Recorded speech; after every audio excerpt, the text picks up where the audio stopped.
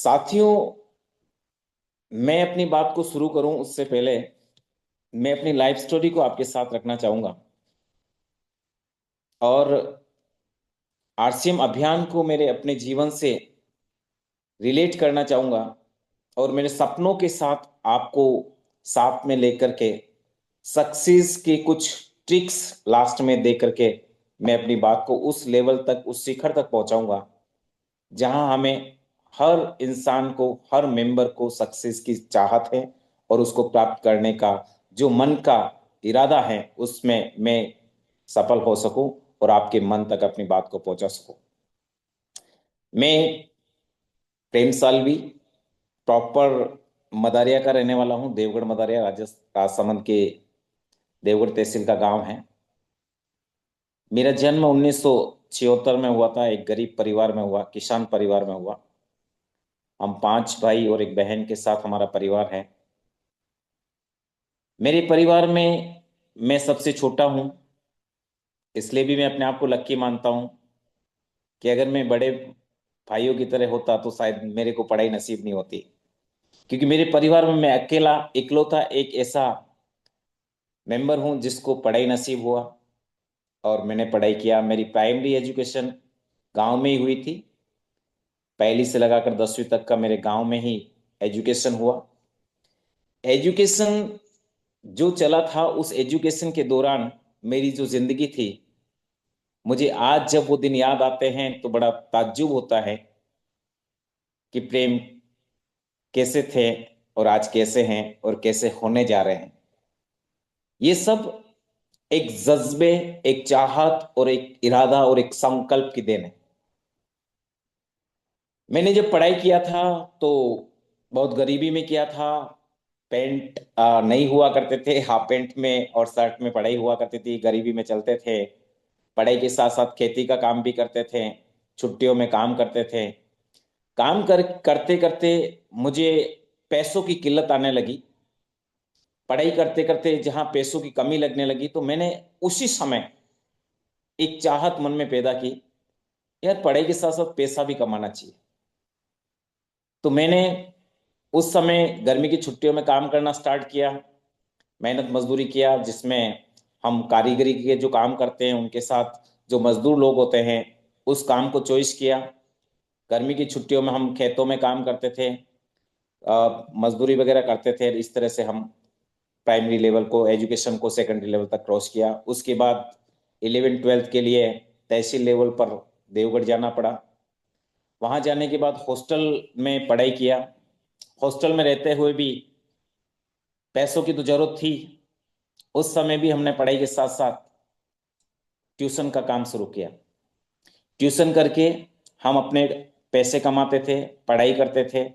उसके बाद गर्मी की छुट्टियों में हम स्पेशल वर्क करते थे।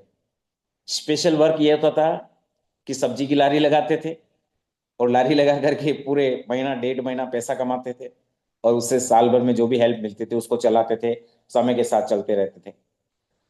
12th क्रॉस करने के बाद बीएससी के लिए हम आगे बढ़े। साइंस मेरा सब्जेक्ट था।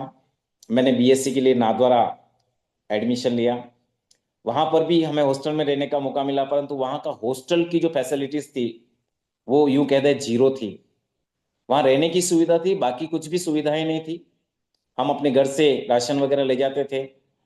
पढ़ाई के साथ साथ खाना बनाने की जो उस समय की बातें हैं मुझे बहुत याद आती हैं कि खाना बनाने के लिए जो गेहूं पिसाए जाते थे, हॉस्टल से 3 किलोमीटर दूर था, पैदल जा करके पिसाना पड़ता था। शाम को केरोसिन जो स्टोव हुआ करते थे उस पे खाना बनाया जाता था। परंतु मोस्टली हम, हॉस्टल जो था वो एक जंगल में था। वहां पर क्या है कि चूल्हे पर रोटी बनाई जाती थी। उसके लिए हमें लकड़ी चुन करके लानी पड़ती थी। जैसे गुरुकुल सेशन चलते थे उस समय, आश्रम चलते थे, उस तरह की व्यवस्थाएं हमें नसीब हुई थी। हम शाम को कॉलेज से छूटने के बाद लकड़ी चुन के लाते थे, शाम को इकट्ठी करते, उसके बाद चूल्हे पर खाना बनाते थे। और एक बहुत अच्छी बात बताऊं, उस समय हमारे पास जो स्थितियां थी उसमें चूल्हे पर लकड़ी जितनी हम जलाते थे उसके बाद जो लकड़ी बच जाती उसको वापस ले जाकर रूम में रखते थे, क्योंकि कल हम खाना किससे बनाएंगे। इस तरह की परिस्थितियां होते हुए भी हमने पढ़ाई किया, आगे बढ़ते गए। भगवान का लाख लाख शुक्र है कि हमें पढ़ाई से विमुख नहीं किया। उसके बाद हम एमएससी के लिए उदयपुर चले गए। उदयपुर जाने के बाद भी हमने एक पढ़ाई के साथ साथ गैस एजेंसी में काम किया। गैस एजेंसी में काम करते करते एमएससी जब चल रही थी तो हमारे पारिवारिक परिस्थितियां कुछ डिस्टर्ब हुई। डिस्टर्ब होने के बाद हमें पैसों की और ज्यादा जरूरत पड़ी, तो मैंने सोचा कुछ नौकरी कर लेनी चाहिए। तो उसी योग से वाइफ करके एक संस्था चलती है जिसमें पशुपालन का काम होता है। वहां पर हमारी एक प्राइवेट जॉब लगी, और जॉब लगने के बाद में मैं भीलवाड़ा जिले में गागेड़ा गांव है वहां पर जाकर के पोस्टेड हुआ। अंडर ट्रेनिंग रहते हुए 1500 रुपये मिलते थे, और पशुओं के रिलेटेड ट्रीटमेंट और इस तरह की काम हमें मिला। परंतु मेरे जीवन का उद्देश्य कुछ और ही था। मैं चाहता था कुछ अच्छा करूं, जिंदगी अगर मौका देगी तो मैं बहुत बड़ा करके दिखाऊंगा। परंतु जो परिस्थितियां होती है उसके अनुसार चला। बाइक में काम किया, काम करते करते पशुओं के साथ एआई का काम होता था। बट मुझे बहुत डर लगता था पशुओं से। मेरे डॉक्टर्स जो थे, उन डॉक्टर के साथ मैं काम करता था। अ, बरसात का समय था, एक जर्सी गाय थी, उसको एआई करना था। डॉक्टर्स ने उसके रस्सी से पैर वगैरह बांध दिए, बट मुझे कहा कि उसके पिछवाड़े से मतलब सफाई करनी होती थी, तो अंदर से हाथ डाल के गोबर को निकालना पड़ता था। तो देखिए लाइफ किस क्षण कहां से कहां डिसीजन ले लेती है, क्योंकि एक सही समय पर लिया गया निर्णय आपकी लाइफ को कितना चेंज कर देता है। मैं आपको बताना चाहूंगा उस समय जो मेरी स्थिति थी, जिस समय में गाय के एआई करने के लिए जो गोबर निकाल रहा था, उस समय बारिश का मौसम था। गाय ने हरा हरा घास खाया हुआ था, इतना जोर से गाय ने प्रेशर किया कि उसके अंदर से गोबर निकल के पूरे मेरे शरीर पर चिपक गया था। उसी समय मैंने एक निर्णय किया कि मैं इस जीवन को बदलूंगा और मैं कुछ नया करूंगा। उसी समय उसी दिन मैंने एक नया चेंज किया कि मुझे इस नौकरी को छोड़ना है, नया नौकरी लेना है। और वो मेरी चाहत थी, बचपन का सपना था कि मुझे एक टीचर बनना है। मैंने अपना एक डिसीजन बदला, डिसीजन बदल करके उस समय सारी जॉब जो वैकेंसी निकली थी उसमें अप्लाई भी किया। और 6 महीने इतना प्रयास किया, इतना प्रयास किया, कंसिस्टेंसी के साथ इतनी मेहनत किया कि मैं उसमें सेलेक्ट हुआ। और आखिर मेरी उस प्राइवेट जॉब से गवर्नमेंट की तरफ बीएड में मेरा सिलेक्शन हुआ। और वहीं गुलाबपुरा में मेरा ट्रेनिंग प्रोग्राम था, 2 साल का ट्रेनिंग किया। 1999 में मेरा बीएड हो गया था। बीएड करने के बाद जब घर आया तो 8 दिन में घर पे बैठा रहा। यहाँ आने के बाद जब मुझे मेरे गांव की प्रिंसिपल हैं, जो आमेट विद्या निकेतन स्कूल में प्रिंसिपल थे, उन्होंने मेरे से बात की, प्रेम क्या कर रहे हो? मैंने कहा कुछ नहीं सर। क्या हुआ आपका? कि मैंने बीएड कर लिया, अब क्या करना है? मैंने कहा सर अब क्या करना है, बीएड करना तो नौकरी करनी है। तो क्या अभी करना चाहते हो? मैंने कहा यस। मैंने तुरंत डिसीजन लिया, और 1999 में मैं आमेट आ गया। आमेट आने के बाद प्राइवेट जॉब किया। उस समय गवर्नमेंट कोई वैकेंसी निकल नहीं रही थी, बट जिंदगी में एक सपना था आगे बढ़ना। मैं कंटिन्यूस लगातार चलता रहा। 1999 से 2002 तक प्राइवेट जॉब किया। और उस समय एक वैकेंसी निकली सेकंड ग्रेड साइंस टीचर की, मैंने अप्लाई किया। परंतु कोइंसिडेंसली ऐसा हुआ, उस पर बैन लग गया। और बैन लगने के बाद फिर मैं बेरोजगार हो गया। फिर प्राइवेट जॉब करते हुए वैकेंसी निकली पैरा टीचर्स की, जहां मुझे पूरा प्राइवेट जॉब में 3600 रुपये मिल रहे थे, उसको छोड़ करके पैरा टीचर में 1200 रुपये का जॉब किया। और 2002 में गवर्नमेंट अप्लाई किया, और पैरा टीचर के रूप में साकरडा गांव में मैं पोस्टेड हुआ। वहां पर जॉब करते हुए मैं चल ही रहा था कि 2003 में मेरा जो पुराना वैकेंसी था जिस पे बैंड लग गया था, उसका पोस्टिंग लेटर मेरे घर पे आया। मेरी मदर का फोन आया कि भैया तेरे कुछ लेटर आया है। तो मैं यहाँ से घर गया, और उस लेटर को जब देखा तो मेरी खुशी का ठिकाना नहीं रहा। यानी जो 5 साल पहले अप्लाई किया गया था उसकी पोस्टिंग लेटर मेरे 2003 में मेरे घर पे आया। और उस समय जब पोस्टिंग हुआ तो मेरा दरीबा हुआ। 2003 से 2010 तक दरीबा रहा। वहां मेरे जीवन में आरसीएम की एंट्री हुई। मेरा एक दोस्त था कंपाउंडर सर, उन्होंने मुझे आरसीएम के बारे में बताने की कोशिश की। बट मैं एक टीचर और साइंस टीचर और गरीबी से निकला हुआ, मैं दोस्त की बात को नकारता रहा, परंतु मेरा दोस्त मानने वाला नहीं था। वो लगातार आता रहा, और हर बार आकर के कोशिश करते हैं कि सर आप ज्वाइन कर लीजिए, सर आप ज्वाइन कर लीजिए। क्योंकि आरसीएम बिजनेस की एक विशेषता है कि आरसीएम में कोई आना नहीं चाहता। मैं आपको बहुत कड़वी बात बता रहा हूँ, और मेरी लाइफ की सच्ची रिलेटेड घटनाएं मैं बता रहा हूं कि मैं किस तरह से आरसी में कहां कैसे आगे बढ़ा। मेरे पास बार बार दोस्त के आने के बावजूद भी मैंने एक्सेप्ट नहीं किया, परंतु वो दोस्त जिद्दी था, उसने जिद किया, बार बार आने लगा और मुझे कई तरह के सपने दिखाने लगा। अब मैं ज्वाइन तो करना नहीं चाहता था, बट उस दोस्त से मुक्ति पाना चाहता था कि यार कैसे भी करके ये इस चीज को छोड़ दे और मुझे मुक्त कर दे। तो उस समय की बात है जब उन्होंने मेरे को ज्वाइन कराया, तो मैंने ये सोचा कि अगर मैं इनको ज्वाइनिंग कर लेता हूँ, 1500 रुपये दे देता हूँ, तो शायद मेरी मुक्ति हो जाएगी। तो मैंने ये सोच करके उनको 1500 रुपये दे करके कहा, लो मेरी ज्वाइनिंग कर लो, चलो छोड़ो, उसके बाद तो आप कुछ नहीं कहेंगे ना। तो उन्होंने मेरी ज्वाइनिंग डाल दी और ज्वाइनिंग करते हुए आगे बढ़ते गए। परंतु हम आरसीएम में इंटरेस्ट नहीं ले रहे थे।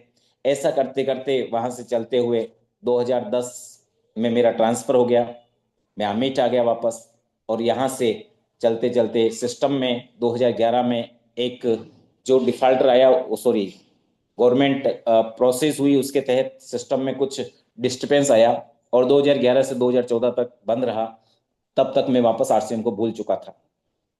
यहाँ आने के बाद 2010 से 2015 तक मैं गवर्नमेंट जॉब में सीनियर सेकेंडरी आर्मेड स्कूल में टीचर की पोस्ट पर काम कर रहा था। उस समय मैं इस सिस्टम को भूल चुका। 2016 में वापस मेरे जीवन में वापस आरसीएम की एंट्री होती है और मेरे जो सीनियर लीडर हैं श्रीमान चेतन सिंह जी चुंडावत सर, वो मुझे पुनः कहते हैं कि आपको आरसीएम में ज्वाइन लेना चाहिए। मैंने कहा नहीं यार, बहुत लफड़ा कर दिया, पहले भी खूब हो गया, कंपनी बंद हो गई, अब मेरे को कुछ नहीं करना है, अब मेरे को आरसीएम वगैरह कुछ नहीं करना है। तो मेरे दोस्त ने कहा कि यार मेरी बात को मानो और आप ज्वाइनिंग ले लो। तो मैंने वापस ज्वाइनिंग लिया। ज्वाइनिंग लेने के बाद उन्होंने कहा कि आप प्रोडक्ट खरीदेंगे, तो मैंने प्रोडक्ट खरीदना चालू किया। प्रोडक्ट अच्छे लगे, मुझे अच्छे लगे, और अच्छे लगे तो मैं लगातार खरीदता रहा। परंतु आरसीएम सिस्टम में जो भी हमको ज्वाइन कराता है, वो ज्वाइन व्यक्ति को सक्सेस होते हुए देखना चाहता है। अगर कोई व्यक्ति ज्वाइन होता है और उसकी सक्सेस जब तक नहीं आती, तब तक ज्वाइन कराने वाले व्यक्ति को मन में शांति नहीं होती और वो पीछे पड़ जाते हैं। और जब पीछे पड़ते हैं उस समय सभी को वो एक भूत की तरह लगते हैं। परंतु जिस समय आपको आरसीएम समझ में आ जाता है, तो वही भूत आपको देवदूत की तरह नजर आने लगते हैं। तो ऐसे ही भूत मेरे आमेट से भी वापस चेतन सिंह जी सर मेरे पीछे पड़ गए। उन्होंने मेरे को समझाने की कोशिश किया, मैंने समझने की कोशिश नहीं की। बट एक संडे की बात है कि कांकरोली में सेमिनार था। मुझे सर ने कहा कि प्रेम संडे को क्या कर रहे हो। मैंने कहा संडे को क्या करेंगे, रेस्ट करेंगे और क्या है, गवर्नमेंट जॉब है, 7 दिन में एक ही तो दिन मिलता है, इस दिन को भी हम इधर उधर घुमा देंगे तो फिर रेस्ट कैसे करेंगे। क्योंकि गवर्नमेंट कर्मचारी जितने भी होते हैं ना, वो एक संडे को एक बहुत बड़ा हथियार मानते हैं और करते कुछ नहीं है, घर पे सोए रहते हैं, पड़े रहते हैं, टीवी देखते हैं और कुछ भी नहीं करते। और मैं भी उसी कैटेगरी में था। और उस समय सर ने कहा था सेमिनार है कांकरोली में, आपको चलना है। मैंने कहा सर मैं नहीं आ सकता, मैं कोई आरसीएम आरसीएम नहीं सीखना चाहता हूँ, मुझे कुछ नहीं करना, मुझे तो जॉब अच्छी लग रही है। बट जॉब को सब व्यक्ति जानते हैं कि जॉब एक कोल्लू की बेल की तरह होता है। सुबह उठना, दिन भर काम करना, शाम को घर आना, थक जाना, वापस सुबह उठना, फिर जाना आना, जाना आना, जाना आना, जाना आना लगा रहता है। एक बोरिंग सी जिंदगी रहती है। बट मुझे नई नई नौकरी थी, मुझे अच्छी लग रही थी। तो उन्होंने कहा संडे को आप मेरे साथ चलो। मैंने कहा मैं नहीं चलूंगा। उन्होंने कहा चलिए। मैंने कहा क्या करूंगा मैं आके। तो उन्होंने कहा हम सीख के आएंगे। मेरे मन में एक विचार आया, सीख के आएंगे। मैंने अपने आप को इतना प्राउड फील, मतलब ऐसा अहंकार रूप से महसूस किया, यार मैं एमएससी बीएड 15 साल से जॉब कर रहा हूँ, मुझे क्या सिखाएंगे ये, ऐसा सोचा मैं। मैंने फिर मना किया, नहीं नहीं मैं नहीं आऊंगा। तो उन्होंने कहा यार सीखना अच्छी बात है, कोई नई बात सीख लेंगे, चलेगा। तो मेरा एक वापस अंदर से कॉन्सेप्ट खड़ा हुआ कि यार देख तो लेते हैं क्या है। मैं उनके साथ गया, परंतु अनमने मन से गया था। पूरी मीटिंग लगभग 1.5 घंटा चली। उस 1.5 घंटा की मीटिंग में मैंने अनमने मन से उनकी बातों को सुना, कोई ध्यान नहीं दिया, सभी लोग तालियां बजा रहे थे, ऐसे ऐसे कर रहे थे। मैंने कहा यार कहाँ लाके बिठा दिया। 1.5 घंटे की बात, वो सेमिनार थी रवि शर्मा जी की। उन्होंने उस समय कहा था कि मुझे इस सिस्टम को करते हुए मेरे पापा की बदौलत ये सिस्टम मुझे मिला और आज मुझे लाखों रुपए मिल रहे हैं इस सिस्टम से। तो मेरे कान खड़े हो गए, क्योंकि उस समय मेरी सैलरी थी 75,000 रुपए। और उन्होंने कहा था उस समय कि मुझे 50 लाख रुपए पर मंथ मिल रहे हैं।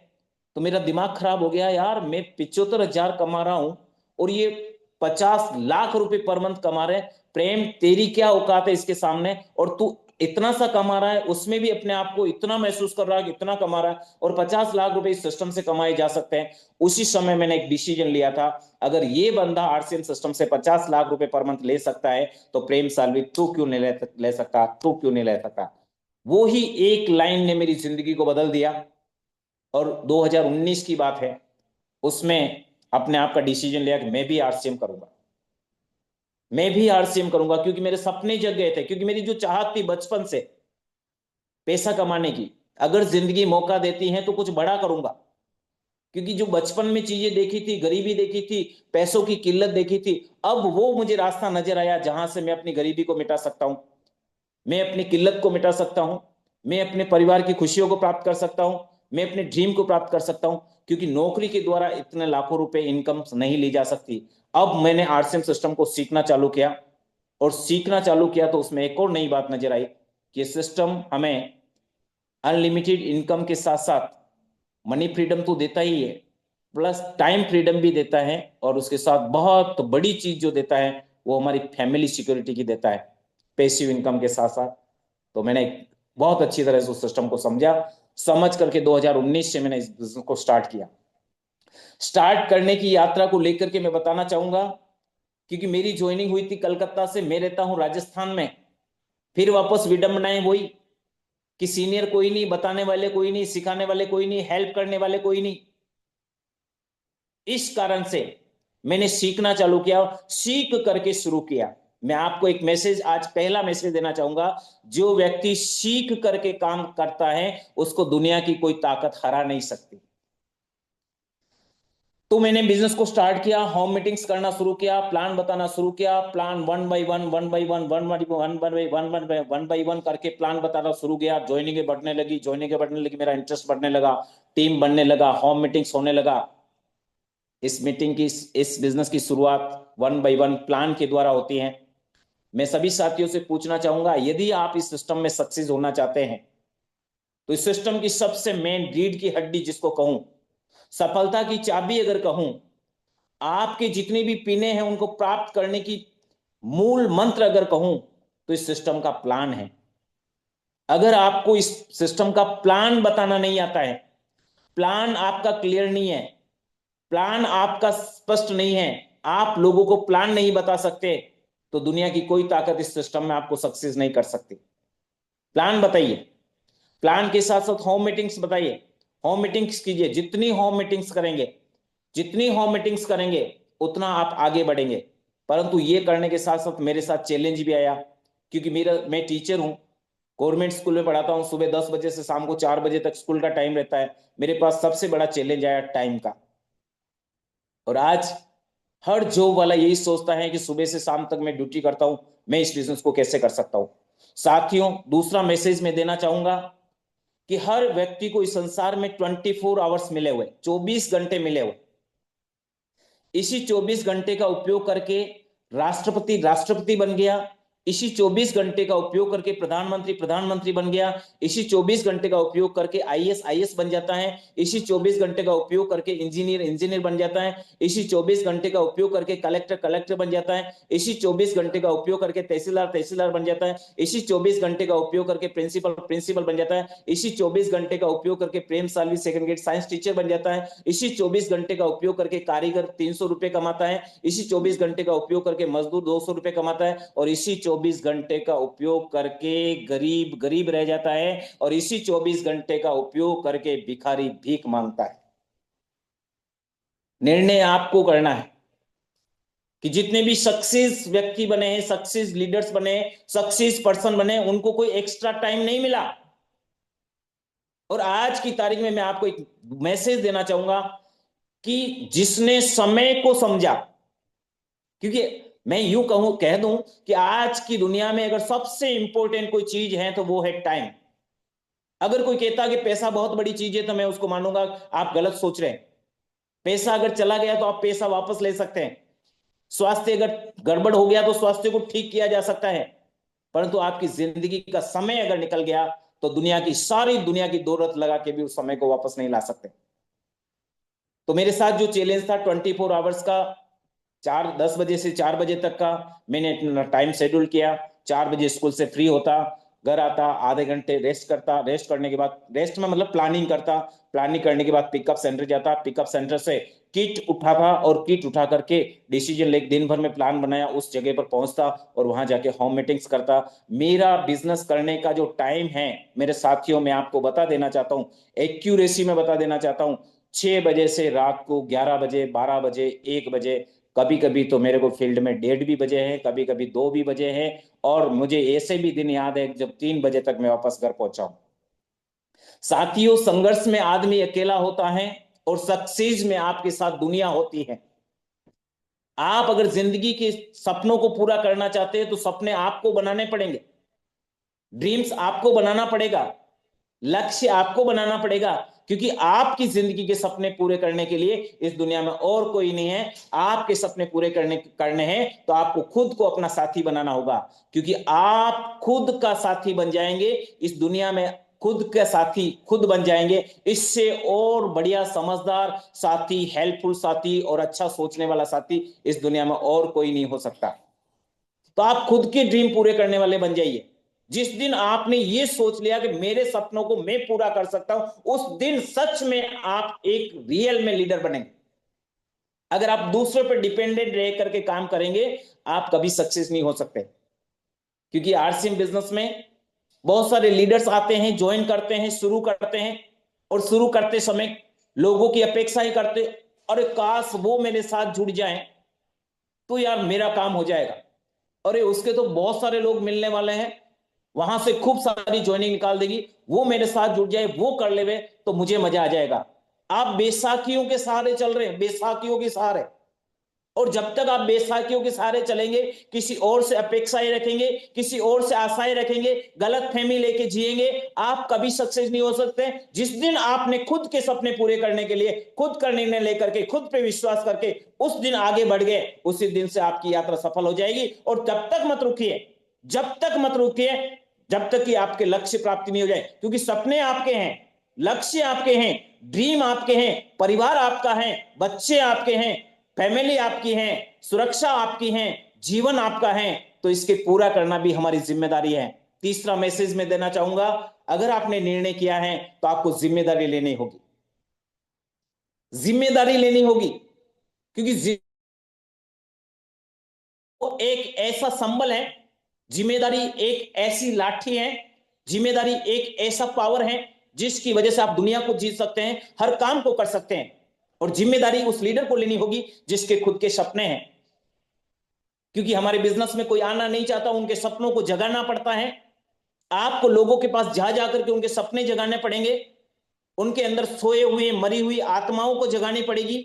क्योंकि ये संसार सागर इस तरह से चल रहा है ना, कि लोगों के कई सारे जब बचपन में थे उनके सपने थे, मैं बड़ा होके ये करूंगा, मैं बड़ा होके ये करूंगा, मैं बड़ा होके ये करूंगा, ऐसा करूंगा, वैसा करूंगा, ऐसा करूंगा, वैसा करूंगा, कई सारे सपने लेकर के चले, परंतु जो ही सांसारिक जीवन में आकर पारिवारिक परिस्थितियों में फंस जाते हैं, ये समाज की रीति रिवाजों में उलझ जाते हैं, उनके सारे सपने दब जाते हैं। और दबने के बाद वो केवल जिंदगी को जीते नहीं, जिंदगी को काटने लगते हैं। और आज ऐसे ही हजारों हजारों लोग अपने आसपास में अपने ही लोग जिंदगी काट रहे हैं। उन जिंदगी को काटने वाले लोगों के सपनों को पुनः जगाने के लिए एक लीडर को उसके पास जाना होता है, उनके सपनों को जगाना होता है, और उनके सपनों को जगा करके हम उनके उनके विजन को खड़ा करना होता है। तब जाकर के उसके मन की आत्मा जगती है और उसके सपने खड़े होते हैं, और सपने खड़े होते हैं, वो डिसीजन करता है कि मुझे मेरे सपनों को पूरा करना है। बहुत सारे लोग कहते हैं आप लोगों के पास जा जाकर इस तरह से गुमराह करते हो। मैं पूछना चाहता हूं उन लोगों से कि क्या जिसके सपने दब गए उसको जाकर के सपने जगाना, उनके जीवन को आगे बढ़ाना, उसके कैरियर का निर्माण करना, उसके रोजगार की इनकम बनाना, उसके पैसिव इनकम जनरेट करना, उसको रॉयल्टी के लिए तैयार करना, उसकी फैमिली सिक्योरिटी के लिए तैयार करना, क्या ये कोई गलत काम है? अरे एक अंधे को रास्ता, आंगुली पकड़ के रास्ता पार करना कोई गलत बात है? हमारे फील्ड में रह रहे अपने लोगों के सपने जगाना कोई गलत बात है?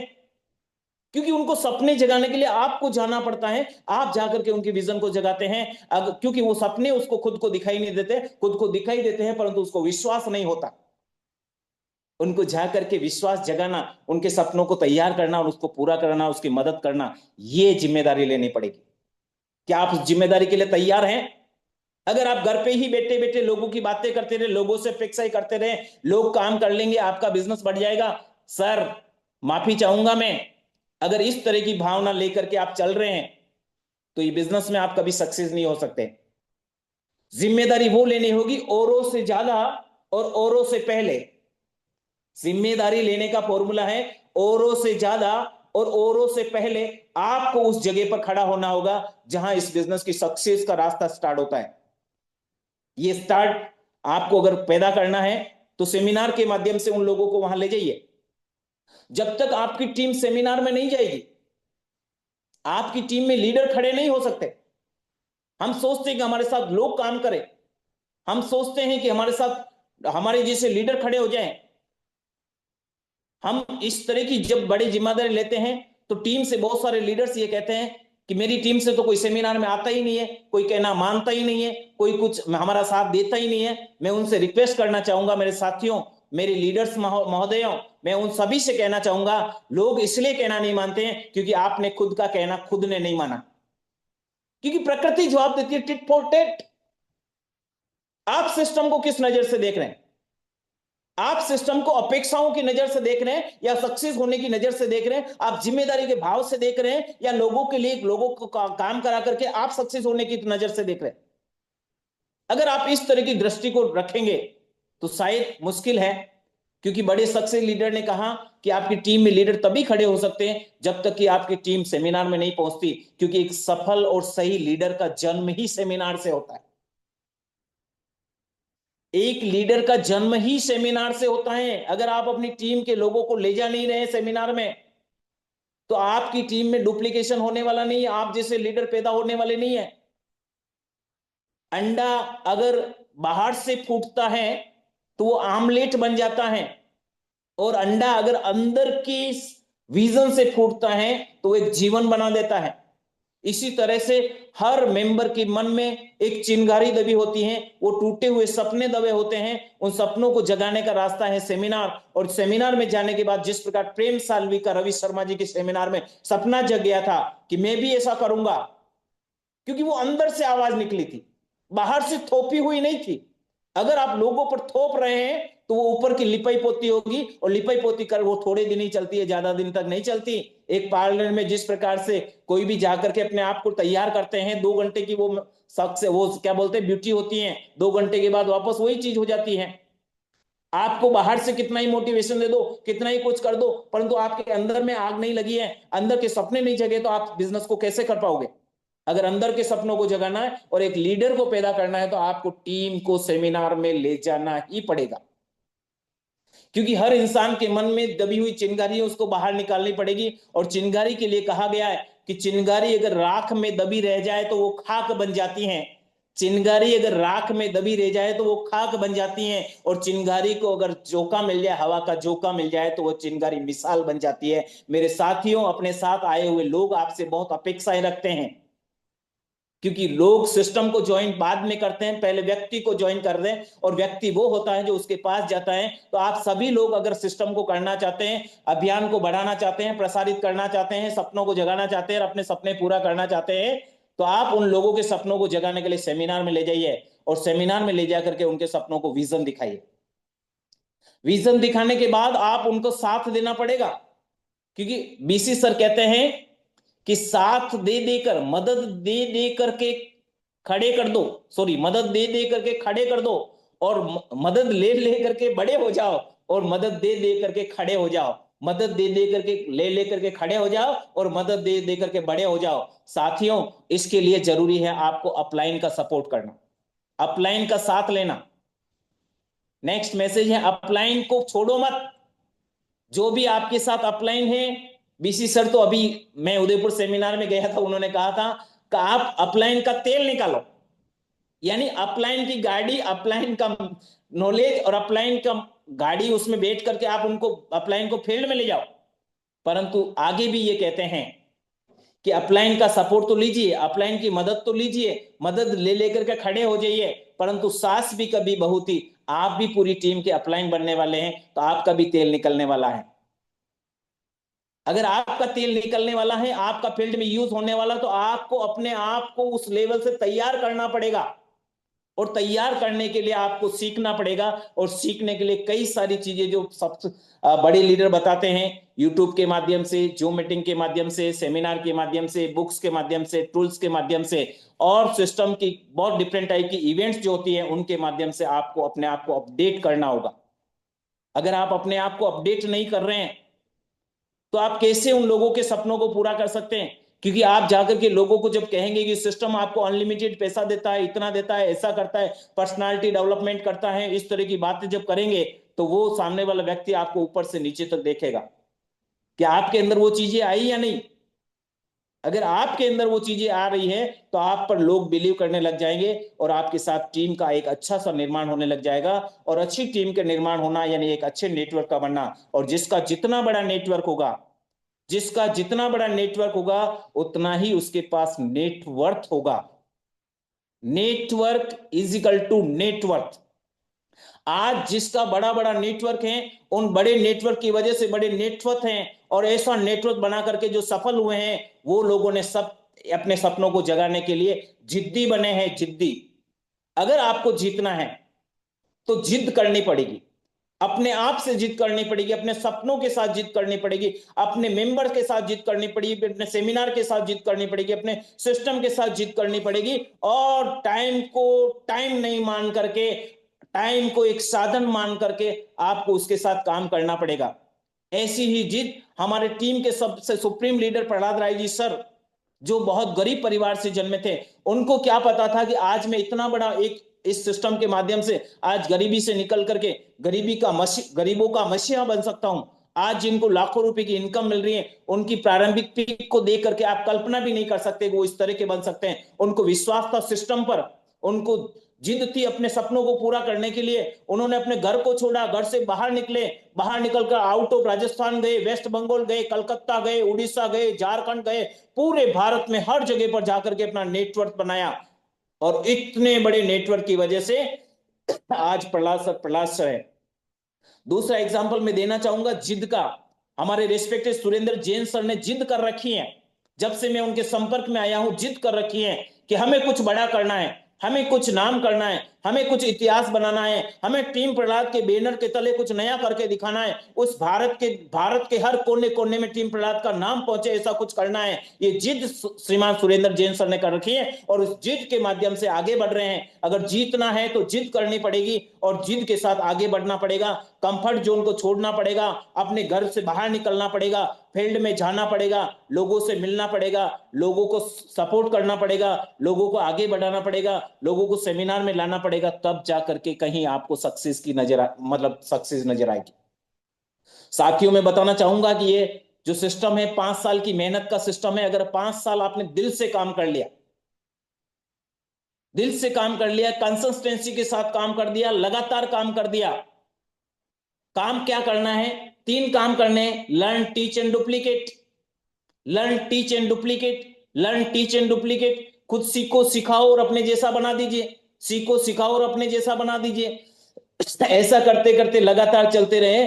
5 साल अगर आपने लगातार काम कर दिया तो आपकी आने वाली 7 पीढ़ियां, 7 पीढ़ियां तो क्या, ये जब तक सिस्टम रहेगा तब तक आपकी आने वाला वंश हरा भरा हो जाएगा। उनको कभी किसी प्रकार की कोई टेंशन नहीं रहेगी, क्योंकि ये सिस्टम हमें पैसिव इनकम के रूप में रॉयल्टी की इनकम देता है, टेक्निकल की इनकम देता है। आज इस सिस्टम में 500 रुपए से लेकर के 50 लाख रुपए तक के एग्जाम्पल्स हमारे साथ बैठे हुए। आपको किस बात का डर है? आपको किस बात की शंका है? आपको अभी भी क्या डाउट है जिसकी वजह से आप कर नहीं पा रहे? अब मैं समझता हूं अगर आप इतना बड़ा सिस्टम है, इतनी बड़ी हमारे साथ प्रोफाइल, ये सिस्टम की नॉलेज है। आज गुरुकुल के माध्यम से टीसी सर हमें उस लेवल का नॉलेज दे रहे हैं, हर एक एक व्यक्ति को सफल करने के लिए काम कर रहे हैं। आज हम नहीं कर पा रहे, क्यों नहीं कर पा रहे? इसके पीछे तो हम खुद कारण है। या तो आपके सपने नहीं है, अगर सपने हैं तो आपको खुद पे विश्वास नहीं है, और खुद पे विश्वास है तो घर में बैठे हुए, बैठे बैठे प्लानिंग कर रहे हैं, घर से ही सारी प्लानिंग कर रहे हैं। ऐसा नहीं होगा, घर से बाहर निकलना होगा, अपनी बाउंड्रीज को तोड़ना होगा, अपनी लिमिटेशन को तोड़ना होगा, टाइम के अलावा एक्स्ट्रा टाइम काम करना पड़ेगा, क्योंकि टाइम में एक 8 से 6 बजे तक का व्यक्ति होता है वो आम इंसान की तरह रहता है, और 8 से 6 के अलावा जो एक्स्ट्रा काम करते हैं वो आगे निकल जाते हैं। आज जितने भी बड़े बड़े बिजनेसमैन होते हैं, टाटा, अंबानी, अडानी, जियो, रिलायंस, ओला, उबर, अमेजन, ऐप, फ्लिपकार्ट, ये जितने भी ब्रांड के नाम लिए उन सब ने अपना नेटवर्क बना रखा है, और वो लोग आज भी दिन में 16 से 18 घंटे काम करते हैं। क्या आप अपने दिल से पूछिए, आज की तारीख में, आज के समय में आप नेटवर्क बनाने के लिए आरसीएम अभियान के साथ जो काम कर रहे हैं, क्या आप 12 से एक्स्ट्रा काम कर रहे हैं, 12 घंटे से 14 घंटे, 16 घंटे काम कर पा रहे हैं? अगर आप सही में 12 से 16 घंटे काम कर पा रहे हैं तो आने वाला समय आपका है, आपकी जीत होगी, आपके सपने पूरे होंगे, और आपके पास अपना एक नेटवर्क होगा। इस नेटवर्क के द्वारा ही आप अपने सपनों को पूरा कर सकते हैं। अगर नेटवर्क बनाने में आपको मैं 4 पॉइंट्स देता हूं, आपको लॉयन माइंडसेट से काम करना होगा, फील्ड में इस तरह से निकलना होगा कि आप एक जंगल के शेर की तरह हैं। आपके पास कॉन्फिडेंस होना चाहिए, आपके पास निडरता होनी चाहिए, आपके पास नॉलेज होना चाहिए, और नॉलेज लेकर के जब फील्ड में जाएंगे तो आप किसी भी तरह के आदमी के साथ जाकर के उनके ऑब्जेक्शन को हैंडल करके उनकी ज्वाइनिंग लेकर के अपने साथ ज्वाइन करा देंगे। साथ ही साथ दूसरा माइंडसेट होना चाहिए एंट माइंडसेट, यानी चींटी होती है, चींटी की तरह काम करना होगा। चींटी को देखा होगा, अपने भोजन की तलाश में जितना चलना पड़ता है चल जाती है, जितना चैलेंज आता है उसको दूर कर लेती है। रास्ते में चलते हुए कई बार वो चढ़ती है, फिसलती है, गिरती है, परंतु जब चैलेंज आता है तो वो रास्ता नहीं बदलती, उसको दूर होकर के निकल जाती है, परंतु अपने लक्ष्य की प्राप्ति के बना वो वापस नहीं आती है। तीसरा माइंडसेट आपको रखना होगा वोल्फ माइंडसेट, एक भेड़िए की तरह चलना होगा। एक भेड़िया एक ऐसा साथी और शक्तिशाली जानवर होता है जिसको जंगल का सबसे अच्छा शिकारी माना जाता है। उसके पास प्लानिंग होती है, उसके पास एक्शन होता है, और उसको जीतने की आदत होती है। और जीतने की आदत अगर चाहिए तो आप बाज से सीखिए। बाज हवाओं के झोंकों से नहीं डरता, पवन के पवनों से नहीं डरता, बारिश के मौसम से नहीं डरता, हवाओं के मतलब इस तरह की आंधी तूफानों से नहीं डरता, बादलों से नहीं डरता। वो उड़ता जाता है, उड़ता जाता है, उड़ता जाता है, उड़ता जाता है, उड़ता जाता है, उड़ता जाता है, और आसमान की उन ऊंचाइयों को पार कर लेता है जहां तक हमारे विमान भी नहीं जा सकते। ऐसी ऊंचाई अगर प्राप्त करनी है तो आपको अपना माइंडसेट उस लेवल से बनाना पड़ेगा, आपको अपना माइंडसेट जीत का बनाना पड़ेगा, आपको सपने अपने उस तरीके के बनाने पड़ेंगे और उसके लिए काम करना पड़ेगा। तब जाकर के आपका आने वाले समय में इंडिया में आपका नाम, पहचान, शोहरत, इज्जत, मान, सम्मान, पैसिव इनकम, अनलिमिटेड इनकम के साथ अपनी जिंदगी के सारे सपने पूरे कर सके, ऐसी ताकत देने वाले सिस्टम के साथ हम ज्वाइन है, उसमें आप अपना नाम कर पाएंगे और आप डायमंड के लेवल तक जा पाएंगे। क्योंकि कहते हैं कि जिंदगी एक जंग है, जिसके रास्ते बड़े तंग हैं, होता वही सफल है जिसके हौसले बुलंद हैं, जिसके हौसले बुलंद हैं। मेरे साथियों, प्रकाश सर, टाइम कितना है? बस 1 मिनट और। Okay, thank you.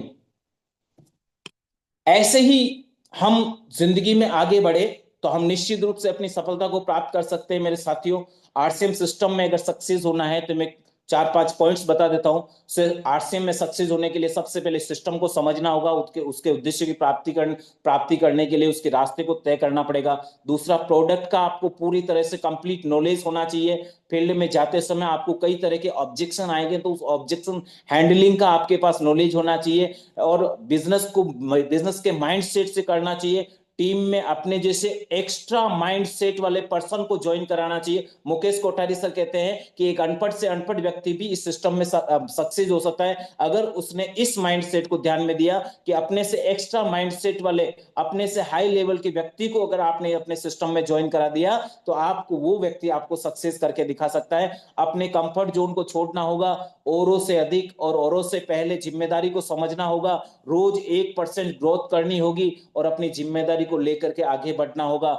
ऐसे ही जिद करने वाले लोगों ने सक्सेस की है। आज प्रहलाद सर सक्सेस हुए हैं, रवि शर्मा जी सक्सेस हुए हैं, सुरेंद्र वत्स सर सक्सेस हुए हैं। आपको और सीखना हो तो हवाओं से सीखिए, हवाएं कभी चलते हुए रुकती नहीं है। आपको और सीखना हो तो नदियों से सीखिए, नदियां पहाड़ों से चलती है तो ये नहीं पूछती कि समुद्र कितना दूर है, कंसिस्टेंसी के साथ चलती रहती है। आपको और सीखना हो तो पेड़ से सीखिए। एक बीज को जब जमीन में बोया जाता है तो वो अपने आप को विकसित करने के लिए खुद को सड़ा देता है, सड़ा देने के बाद नई जिंदगी निकाल करके एक वट वृक्ष के रूप में पैदा करता है। और एक वृक्ष कभी नहीं कहता है कि मुझे कितना बढ़ना है, वृक्ष अपनी हाईएस्ट ऊंचाई को प्राप्त करता है, हवाएं अपनी हाईएस्ट स्पीड से बढ़ती है, आग अपनी तेज प्रभाव से जलती है।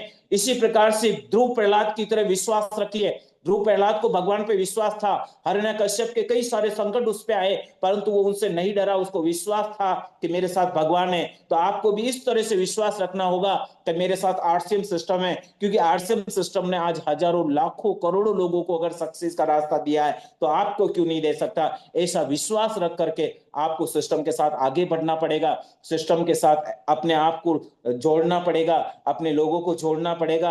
अगर आपने सिस्टम के साथ अपने आप को प्लग नहीं किया, आज गुरुकुल की बातों को फॉलो नहीं किया, सबसे अच्छा जो आज गुरुकुल हमारे साथ चल रहे हैं, आज टीसी सर जो मैसेज दे रहे हैं, सब जानकारियां दे रहे हैं, उसको फॉलो कीजिए, उस पर विश्वास कीजिए और इस पर विश्वास करके आगे बढ़ जाइए। क्योंकि साथियों, आरसीएम घर चलाने का काम नहीं है। साथियों ध्यान से सुनिएगा, आरसीएम केवल घर चलाने का काम नहीं है, आरसीएम तो सपने पूरे करने वाला काम है, आरसीएम तो घर बनाने वाला काम है, हजारों करोड़ों पूरे भारत के देश के लोगों को, परिवारों का घर बनाने वाला काम है। अगर चाहो तो कर लीजिए, अगर चाहो तो कर लीजिए अपने सपने पूरे, वरना करने वाले की कमी नहीं है, करने वालों की कमी नहीं है। हम जीत के दिखाएंगे, क्योंकि कहते हैं कि कौन कहता है आसमान में छेद नहीं होता यारो, एक पत्थर तो दिल से उछालो, आसमान में छेद तो क्या, आसमान धरती पर होगा, आसमान धरती पर होगा। आरसीएम में आप भी सक्सेस हो सकते हैं, हजारों लोग सक्सेस हुए तो हम भी सक्सेस हो सकते हैं, इसी विश्वास के साथ। जय आरसीएम, जय भारत, जय हिंद। धन्यवाद, शुक्रिया शुक्रिया शुक्रिया।